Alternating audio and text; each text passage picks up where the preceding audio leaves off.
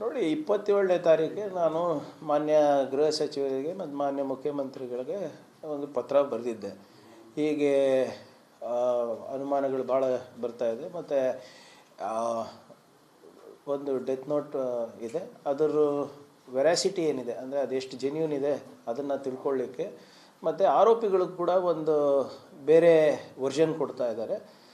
ಯಾರ್ದು ಸರಿ ಯಾರು ತಪ್ಪು ಅದನ್ನು ತನಿಖೆ ಮಾಡಬೇಕು ಅಂದರೆ ಇಂಡಿಪೆಂಡೆಂಟ್ ಏಜೆನ್ಸಿ ಮುಖಾಂತರ ಆಗಲಿ, ಮತ್ತು ಸ್ಥಳೀಯರೇ ತನಿಖೆ ಮಾಡಿದ್ರೆ ಮತ್ತು ವಿರೋಧ ಪಕ್ಷದವರು ಇಲ್ಲದ ಸಲ್ಲದ ಆರೋಪ ಮಾಡ್ತಾರೆ, ಅವ್ರು ಇನ್ಫ್ಲೂಯೆನ್ಸ್ ಮಾಡ್ತಾರೆ, ಇವ್ರು ಇನ್ಫ್ಲೂಯೆನ್ಸ್ ಮಾಡ್ತಾರೆ, ಅಲ್ಲಿ ಖಂಡ್ರೆ ಅವ್ರ ಪ್ರಭಾವ ಬೀರ್ತಾ ಇದ್ದಾರೆ, ಈ ಕಡೆ ಪ್ರಿಯಾಂಕ್ ಪ್ರಭಾವ ಬೀರ್ತಾ ಇದ್ದಾರೆ ಅಂದ್ಬಿಟ್ಟು ಆರೋಪ ಮಾಡ್ತಾರೆ ಅಂದ್ಬಿಟ್ಟು ಇಂಡಿಪೆಂಡೆಂಟಾಗಿ ನಾನೇ ಆವತ್ತು ಪತ್ರ ಬರೆದಿದ್ದೆ. ನಿನ್ನೆ ಹೋಗಿ ಮಾನ್ಯ ಮುಖ್ಯಮಂತ್ರಿಗಳಿಗೆ ಕೂಡ ನನ್ನ ಹತ್ರ ಇರೋವಂಥ ಏನು ಮಾಹಿತಿ ಇದೆ ಅದು ಅವರಿಗೆ ನೀಡಿದ್ದೇನೆ, ಮತ್ತು ಅವರು ಕೂಡ ಅಧಿಕಾರಿಗಳ ಹತ್ರ ಮಾಹಿತಿಯನ್ನು ಪಡೆದಿದ್ದಾರೆ. ಮತ್ತು ಹೋಮ್ ಮಿನಿಸ್ಟರ್ ಅವರಿಗೆ ಕೂಡ ನಾನು ಇವತ್ತು ಭೇಟಿಯಾಗಿ ಅದೇ ಒಂದು ಪ್ರಕ್ರಿಯೆಯನ್ನು ನಾನು ಮಾಡಿದ್ದೇನೆ. ಸೊ ಅವರು ಹೋಮ್ ಮಿನಿಸ್ಟರ್ ಅವರು ಮತ್ತು ಮುಖ್ಯಮಂತ್ರಿಗಳು ಇಂಡಿಪೆಂಡೆಂಟ್ ತನಿಖೆಗೆ ಕೊಡಬೇಕು, ಕೊಟ್ಟರೆ ಒಳ್ಳೆಯದು, ಸೂಕ್ತ ಅಂತ ಅವರು ಹೇಳಿದ್ದಾರೆ. ಸೊ ಎಚ್ ಎಮ್ ಅವ್ರ ಮೇಲೆ ಬಿಟ್ಟಿದ್ದಾರೆ ಅನಿಸುತ್ತೆ ನನ್ನ.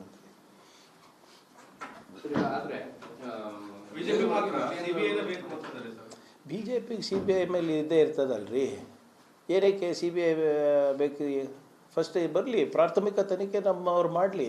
ಇಲ್ಲಿವರೆಗೂ ಯಾವ ತನಿಖೆ ನೇರವಾಗಿ ಸಿ ಬಿ ಐಗೆ ಕೊಟ್ಟಿರೋದು ಹೇಳಿ? ಈಗ ವಾಲ್ಮೀಕಿ ನಿಗಮದ ಹೇಳ್ತಾ ಇದ್ದಾರೆ, ಪ್ರಾಥಮಿಕ ತನಿಖೆ ಮಾಡಿದ್ಯಾರು? ನಮ್ಮ ಸಂಸ್ಥೆಯವರು. ಏನು ಪಾರದರ್ಶಕವಾಗಿ ಮಾಡಿಲ್ವಾ? ನಾವು ನಮ್ಮ ತನಿಖೆಯ ಆಧಾರದ ಮೇಲೆ ಸಿ ಬಿ ಐ ಅವರು ಬಂದು ಅವರೆಲ್ಲ ಏನೋ ಡಾಕ್ಯುಮೆಂಟ್ಸ್ಗೆ ಬೇಡಿಕೆ ಮಾಡೋದಿರ್ಬೋದು ಅಥವಾ ಕೇಸನ್ನು ಮುಂದುವರ್ಸೋದಿರ್ಬೋದು ಮಾಡಿರೋದು. ಅದು ಹೊರತುಪಡಿಸಿ ಸಿ ಬಿ ಐ ಅವರೇನು ಇಂಡಿಪೆಂಡೆಂಟಾಗಿ ಮಾಡಿದ್ದಾರೆ ಹೇಳಿ? ಆಮೇಲೆ ಇವರಿಗೇನಕ್ಕೆ ಸಿ ಬಿ ಐ ಮೇಲೆ ಇಷ್ಟ ಪ್ರೀತಿ ಬರ್ತಾ ಇದೆ? 1 ವರ್ಷದ ಹಿಂದೆ ಎಲ್ಲ ತನಿಖಾ ಸಂಸ್ಥೆಗಳು ಇವ್ರ ಅಂಡರೇ ಇತ್ತಲ್ವಾ? ಏನಕ್ಕೆ ಇವರಿಗೇನೆಂದರೆ ಸುಮ್ಮನೆ ಏನೋ ಭಾಳ ದೊಡ್ಡ ಹಗರಣ ಆಗಿದೆ, ಇದರಲ್ಲಿ ಯಾರ್ದಾದ್ರೂ ಒಂದು ತಲೆದಂಡ ಆಗುತ್ತೆ ಅಂತ ಹಗಲು ಕನಸು ಕಾಣ್ತಾ ಇದ್ದಾರೆ. ಅವೆಲ್ಲ ಆಗಲಾರ್ದು. ಸರ್, ಅವರು 4ನೇ ತಾರೀಕು ತನಕ ಸಮಯ ಕೊಡ್ತೀವಿ,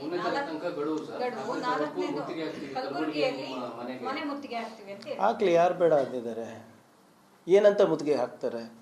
ಒಂದು ಸಾಕ್ಷಿ ಇದೆ ಅನ್ರಿ.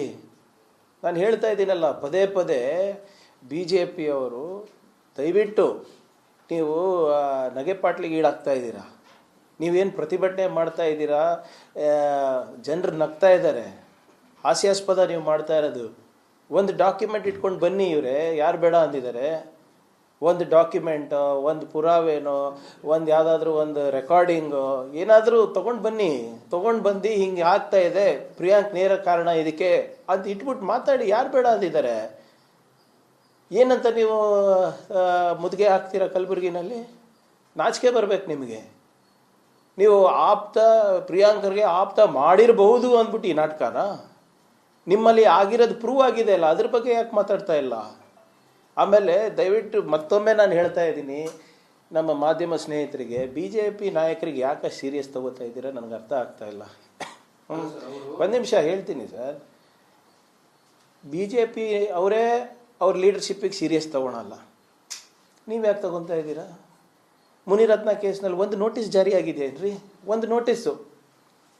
ಯಾಕೆ ಹಿಂಗೆ ಆಗ್ತಾ ಇದೆ, ಯಾಕೆ ಪಕ್ಷದ ಹೆಸರು ಹಾಳು ಮಾಡ್ತಾ ಇದ್ದೀರಾ, ಇದೆಲ್ಲ ಆಗಿರೋದು ನಿಜಾನ ಇಲ್ಲ ಅಂತ ವಿಜೇಂದ್ರ ಅವರಾಗಿರ್ಬೋದು, ಅಶೋಕ್ ಅವರು ನೋಟಿಸ್ ಕೊಟ್ಟಿದ್ದಾರಾ? ಅಶೋಕ್ ಅವ್ರ ಮೇಲೆ ಇಂಜೆಕ್ಷನ್ ಚುಚ್ಚಕ್ಕೆ ಹೋಗಿದ್ರಂತ ಅವ್ರ ಪಾರ್ಟಿದವ್ರು ತಾನೇ ಹೇಳಿದ್ದು. ಒಂದು ನೋಟಿಸ್ ಕೊಡೋಕೆ ಆಗ್ತಾ ಇಲ್ಲ. ಯತ್ನಾಳ್ ಅವ್ರು ಇಷ್ಟೆಲ್ಲ ಮಾತಾಡಿದ್ರು ಒಂದು ನೋಟಿಸ್ ಕೊಟ್ಟಿಲ್ಲ ಇಲ್ಲಿ ರಾಜ್ಯ ಬಿ ಜೆ ಪಿದವರು. ರೇಣುಕಾಚಾರ್ಯ ಅಷ್ಟೆಲ್ಲ ಮಾತಾಡ್ತಾರೆ, ಒಂದು ನೋಟಿಸ್ ಕೊಟ್ಟಿಲ್ಲ. ಯಡಿಯೂರಪ್ಪ ಅವ್ರ ಪಾಕ್ಸ್ಕೋ ಬಗ್ಗೆ ಮಾತಾಡಕ್ಕೆ ತಯಾರಿಲ್ಲ. ಬಿ ಜೆ ಪಿನಲ್ಲೇ ಯಡಿಯೂರಪ್ಪ ಅವ್ರ ವಿರುದ್ಧವಾಗಿ ಮಾತಾಡಿದ್ರೆ ಒಂದು ನೋಟಿಸ್ ಕೊಡೋ ಯೋಗ್ಯತೆ ಇಲ್ಲ ಈ ಬಿ ಜೆ ಪಿ ಲೀಡರ್ಗಳಿಗೆ. ಅಲ್ಲೇ ಕೌಡೆ ಕಾಸು ಕೀಮತ್ತಿಲ್ಲ ಅವ್ರ ಮಾತಿಗೆ ಪಬ್ಲಿಕ್ನಲ್ಲಿ, ಮಾಧ್ಯಮದಲ್ಲಿ. ಮತ್ತು ನಾನು ಯಾಕ್ರಿ ಕೇಳಬೇಕು ಅವ್ರ ಮಾತು? ಇವೆಲ್ಲನೂ ಅವ್ರ ಪಕ್ಷದಲ್ಲೇ ನಡೀತಾ ಇರೋದಲ್ಲ. ಒಂದು ನೋಟಿಸ್ ಕೊಟ್ಟಿದ್ದಾರೆ ನೋಡಿ, ಅನ್ವರ್ ಮಾನ್ಪಡಿಗೆ 150 ಕೋಟಿ ರೂಪಾಯಿ ಕೊಡಬೇಕು ಅಂತ ಹೋಗಿದ್ರು ಅಂದ್ಬಿಟ್ಟು ಸ್ವಂತ ಅನ್ವರ್ ಮಾನ್ಪಡಿನೇ ಹೇಳಿರೋದು. ಅವ್ರಿಗೆ ನೋಟಿಸ್ ಕೊಟ್ರಾ? ಇಲ್ಲ, ಯಾಕೆ ಹಿಂಗೆ ಮಾತಾಡ್ತಾ ಇದ್ದೀರಾ ಬಿ ಜೆ ಪಿ ರಾಜ್ಯಾಧ್ಯಕ್ಷರ ವಿರುದ್ಧ ಅಂತ ಕೊಟ್ರೇನ್ರಿ ನೋಟಿಸ್ ಅವರಿಗೆ? See when they don't take their leadership only seriously, why should I take? ಅವ್ರ ಮಾತಿಗೆ ಬೆಲೆ ಇದೆ ಅಂತೀರಾ? ಬಿ ಜೆ ಪಿನಲ್ಲಿ ಎಲ್ಲರೂ ಬಾಯಿಗೆ ಬಂದಂಗೆ ಮಾತಾಡ್ತಾರೆ, ಮನ್ಸಿಗೆ ಬಂದಂಗೆ ಮಾತಾಡ್ತಾರೆ, ಒಬ್ಬೊಬ್ರು ಕಿತ್ತಾಡ್ತಾರೆ. ಏನು ನಿಮ್ಮ ರಾಷ್ಟ್ರ ಬಿ ಜೆ ಪಿನಲ್ಲೂ ನೋಟಿಸ್ ಇಶ್ಯೂ ಮಾಡಲ್ಲ, ರಾಜ್ಯ ಬಿ ಜೆ ಪಿ ನಾಯಕರದ ಸಾಮರ್ಥ್ಯ ನಿಮಗೆ ಗೊತ್ತಿದೆ. ಒಬ್ರು ಬಾವಿಗೆ ಬೀಳಬೇಕು ಅಂತಾರೆ, ಒಬ್ರು ವಾಕೌಟ್ ಮಾಡಬೇಕು ಅಂತಾರೆ. When they themselves don't take their leader seriously, why should I take? Sir, ಈಗ ಅವರು ಒಂದು ಫೋಟೋ ರಿಲೀಸ್ ಮಾಡಿದ್ದಾರೆ. ಯಾವುದು? ರಾಜು ಕಪ್ನೂರ್ ಅವರು ನಿಮ್ಮ ಜೊತೆಗಿರೋದು, ಸಿಎಂ ಜೊತೆಗಿರೋದು, ಡಿ.ಸಿ.ಎಂ ಜೊತೆಗಿರೋದು. ನಾನು ಇವಾಗ ಡಿನೈ ಮಾಡಿದ್ದೀವಿ ಇವರೇ. ಹೀಗೆ ನಮ್ಮ ಕಾರ್ಪೊರೇಟರ್ ಬ್ರದರ್ ಅಂತಾನೆ ಫಸ್ಟ್ ಮುಂಚೆ ಅಂತಲೂ ಹೇಳ್ತಾ ಇದ್ದೀವಲ್ಲ. Have I denied it? Phone ಕೊಡಪ್ಪ, ತೋರಿಸ್ತೀನಿ ನಿಮಗೆ. ಇವು ವಾಟ್ ದೇ ಹ್ಯಾವ್. ಈಗ ಇವರು ಇಷ್ಟೆಲ್ಲ ಹೇಳ್ತಾ ಇದ್ದಾರಲ್ಲ, ಫೋಟೋ ಬಿಡುಗಡೆ ಮಾಡಿದ್ರು. ಅದೇ ಫೋಟೋ ಬಿಡುಗಡೆ ಮಾಡಿದ ತಕ್ಷಣ ಏನಾಯಿತು? ಈಗ ತಮ್ಗೆ ನೆನಪಿದೆಯಾ, ಒಂದು ಡ್ರಗ್ ಕೇಸ್ ಆಗಿತ್ತು ಒಂದು ನಟಿಯರ ಜೊತೆ. ಅದರಲ್ಲಿ ಮೇನ್ ಅಕ್ಯೂಸ್ಡ್ ಯಾರ ಜೊತೆ ಫೋಟೋ ಇತ್ತು? ಯಾರ ಜೊತೆ ಇತ್ತು? ವಿರೋಧ ಪಕ್ಷದ ನಾಯಕರು ಅಶೋಕ್ ಅವ್ರ ಜೊತೆ ಇತ್ತು. ಏನು ಮಾಡಿದ್ರು ಅವಾಗ? ಈಗ ಇಷ್ಟೆಲ್ಲ ಮಾತಾಡ್ತಾ ಇದ್ದಾರಲ್ಲ, ಇದು ಯಾರ ಫೋಟೋ? ಇದು ಯಾರ ಫೋಟೋ?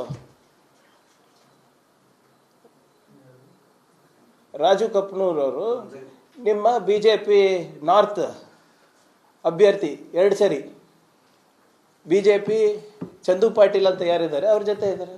ಹಂಗಂದ್ರೆ ಅವ್ರದ್ದು ಇದನ್ನ ಅವ್ರದ್ದೆಲ್ಲ ನೆಂಟರು ಬೀಗರ ಅವರು, ಅಂದರೆ ಅವರು ಶಾಮಿಲಿದ್ದಾರೆ ಅಂತ ಅರ್ಥ ಆಯ್ತಾ? ಈ ರಾಜು ಕಪ್ನೂರ್ ನಮ್ಮ ಪಕ್ಷದ ಬರೋಕ್ಕಿಂತ ಮುಂಚೆ ಯಾವ ಪಾರ್ಟಿನಲ್ಲಿದ್ದರು? ಎಸ್ ಸಿ ಮೋರ್ಚಾ ಅಧ್ಯಕ್ಷರು ಬಿ ಜೆ ಪಿದು. ಅಂದರೆ ನಾರಾಯಣ ಸ್ವಾಮಿ ಚೆಲುವಾದಿ ಇರ್ಬೋದು, ನಿಮ್ಮ ಅಶೋಕ್ ಅವ್ರು ಇರ್ಬೋದು, ವಿಜೇಂದ್ರ ಅವ್ರು ಇರ್ಬೋದು, ಇವರೆಲ್ಲರೂ ಶಾಮಿಲ್ ಅಂತ ಹೇಳೋಕ್ಕಾಗತ್ತಾ? ಫೋಟೋಗಳು ಹಲವಾರಿದೆ, ಸತ್ಯ ಏನಿದೆ? ನಾವು ಯಾವತ್ತಾನ ಹೇಳಿದ್ದೀವ? ಡಿನೈ ಮಾಡಿದ್ದೀವ? Is not from our party ಅದು ಇದು ಅಂತ ಏನಾದರೂ ಹೇಳಿದ್ದೀವ? ಇಲ್ಲ. ಭಾಳ ಸ್ಪಷ್ಟವಾಗಿ ಆತನೇ ಬಂದು ಒಂದು ಹೇಳಿಕೆ ಕೊಟ್ಟಿದ್ದಾನೆ. ನೋಡಿ, ನಾವು ಕೊಟ್ಟಿರೋದು EMDಗೋಸ್ಕರ, ನಾವು ಕೊಟ್ಟಿರೋದು ಏನೋ ಒಂದು ಟೆಂಡರ್ ಸಿಗುತ್ತೆ ಅಂದ್ಬಿಟ್ಟು ನಾವು ಬ್ಯಾಂಕಿಂಗ್ ಟ್ರಾನ್ಸಾಕ್ಷನ್ ಮಾಡಿದ್ದೀವಿ. ಅವನ್ನ ಡಿನೈಲ್ ಮಾಡ್ತಾ ಇದ್ದಾನೆ. ಸೊ ಅವ್ರದ್ದು ಒಂದು ಹೇಳಿಕೆ ಇದೆ, ಇವ್ರದ್ದು ಒಂದು ಹೇಳಿಕೆ ಇದೆ. ಸತ್ಯಾಂಶ ಹೊರಗೆ ಬರ್ಬೇಕಂತ ನಾವು ಹೇಳ್ತಾ ಇದ್ದೀವಲ್ಲ. ಹಿಂಗೆ ನಾವು ಮಾತಾಡ್ದಂಗೆ ಲಾಜಿಕಲಿ ಬಿ ಜೆ ಪಿ ಯಾಕೆ ಮಾತಾಡ್ತಾ ಇಲ್ಲ? ಆಪ್ತನ ಮಾಡಿರಬಹುದು ಅಂದ್ಬಿಟ್ಟು ರಾಜೀನಾಮೆ ಕೇಳ್ತಾ ಇರೋ ಲಾಜಿಕ್ ಇವ್ರದಿದ್ರೆ ಮತ್ತು ಇವರು ರಾಜೀನಾಮೆ ಕೊಡಬೇಕಲ್ಲ. ಯತ್ನಾಳ್ ಅವರೇ ಹೇಳ್ತಾ ಇದ್ರಲ್ಲ, ಮೊರೇಷಿಯಸ್ನಲ್ಲಿದೆ, ಅದ್ಲಿದೆ, ಇಲ್ಲಿದೆ. ಹೆಸರು ಯಾರೋ ಬರ್ತಾ ಇಲ್ಲ, ಯಾವುದು ಉಮೇಶ, ಬಸ್ ಕಂಡಕ್ಟರ್ ಯಾರು? ಅವರು ಆಪ್ತರಲ್ಲ. ಮನಿ ಲಾಂಡ್ರಿಂಗ್ ಆಗಿದೆ ಅಲ್ವಾ? ಅವ್ರ ಅಫಿಡವಿಟ್ನಲ್ಲೇ ಇದೆ ಅಲ್ವಾ? ಯಾಕೆ ರಾಜೀನಾಮೆ ಕೊಟ್ಟಿಲ್ಲ? ಪಾಕ್ಸ್ಕೋ ಪ್ರೂವ್ ಆಗಿದೆ ಅಲ್ಲ, ಯಾಕೆ ರಾಜೀನಾಮೆ ಕೊಟ್ಟಿಲ್ಲ? ಚಾರ್ಜ್ ಶೀಟ್ ಆಗಿದೆ ಅಲ್ಲ ಮುನಿರತ್ನ ಅವ್ರ ಮೇಲೆ, ಯಾಕೆ ರಾಜೀನಾಮೆ ಕೊಟ್ಟಿಲ್ಲ? ಇಂಥದ್ದು ಹಲವಾರು ಇದೆ. ಫಸ್ಟ್ ನಿಮ್ಮ ಪಾರ್ಟಿನವರಿಗೆ ನೋಟಿಸ್ ಕೊಡೋ ಧೈರ್ಯ ಮಾಡಿ, ಆಮೇಲೆ ಬಂದು ನಮ್ಮ ಮನೆ ಮುದ್ಗೆ ಹಾಕಿ. ಮುಂಚೆ ಏನೋ ಹೇಳ್ಬಿಡಿ, ಎಷ್ಟು ಜನ ಬರ್ತಾ ಇದ್ದೀರ ಅಂದ್ರೆ ಅಟ್ಲೀಸ್ಟ್ ಟೀ ಕಾಫಿ ವ್ಯವಸ್ಥೆ ಮಾಡ್ತೀವಿ. ಮತ್ತು ಅಲ್ಲಿ ಬಂದು ನೀರು ಕೊಟ್ಟಿಲ್ಲ ಅಂತ ಅದಕ್ಕೆ ಒಂದು ಪ್ರತಿಭಟನೆ ಮಾಡ್ತೀರಾ.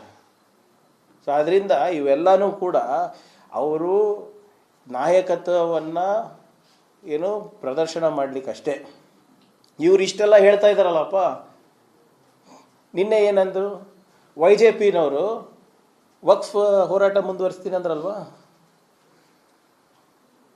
ಏನಾಗ್ತಾ ಇದೆ ಮತ್ತೆ? ಇವ್ರ ಮಾತಿಗೆ ಬೆಲೆ ಇದೆ ಅಂತೀರಾ? ಒಬ್ರು ಸೈಲೆಂಟ್ ಆಗ್ತಾರಂತೆ, ಇನ್ನೊಬ್ರು ವೈಲೆಂಟ್ ಆಗ್ತಾರಂತೆ. ಇವ್ರ ಮಾತಿಗೆ ಬೆಲೆ ಇದೆಯಾ? ಸೊ ಅವ್ರ ಪಕ್ಷದಲ್ಲೇ ಅವ್ರ ಮಾತಿಗೆ ಬೆಲೆ ಇಲ್ಲ ಅಂದಾಗ why should Congress party give value to give any ಇವ್ರ ಮಾತಿಗೆ ನಾವು ಯಾಕ್ರಿ ಬೆಲೆ ಕೊಡಬೇಕು? ಸೊ ಅದರಿಂದ ಇವರು, ನಾನು ಮೊನ್ನೆನೂ ಹೇಳಿದ್ದೀನಿ, ಎಷ್ಟೇ ಚೀರಾಡ್ಕೊಳ್ಳಿ, ಬಟ್ಟೆ ಹರ್ಕೊಳ್ಳಿ, ರಾಜೀನಾಮೆ ಪ್ರಶ್ನೆ ಇಲ್ಲ. ಬೇಕಾದರೆ ಈಗ ಒಂದು ಸಾಕ್ಷಿ ಕೊಟ್ಟು ಮಾತಾಡಲಿ, ಅವಾಗ ನಾವು ಮಾತಾಡ್ಬೋದು. ಇಲ್ಲಾಜಿಕಲ್ಲಾಗಿ ಮಾತಾಡಿದ್ರೆ, ಯಾವುದೇ ಕಾನೂನು ಆಧಾರಿತವಾಗಿ ಮಾತಾಡಲಿ, ಸಾಕ್ಷಿ ಇರಲಾರ್ದೆ ಮಾತಾಡಿದ್ರೆ ಏನಂತ ದಿನ ಉತ್ತರ ಕೊಡೋದೇ ಆಗುತ್ತೆ ಅವರಿಗೆ? ಅದೇ ಕೆಲಸ ಆಗುತ್ತೆ ನಮಗೆ. ಸೊ ಅದರಿಂದ ಫಸ್ಟು ಅವ್ರ ಪಾರ್ಟಿನಲ್ಲಿ ಫಸ್ಟ್ ಅವರ ನಾಯಕತ್ವವನ್ನು ಕಾಯಂ ಮಾಡ್ಕೊಳ್ಳಿ, ಆಮೇಲೆ ಬಂದು ಬೇರೆ ಪಾರ್ಟಿದ ಬಗ್ಗೆ ಮಾತಾಡಲಿ ಅವರು.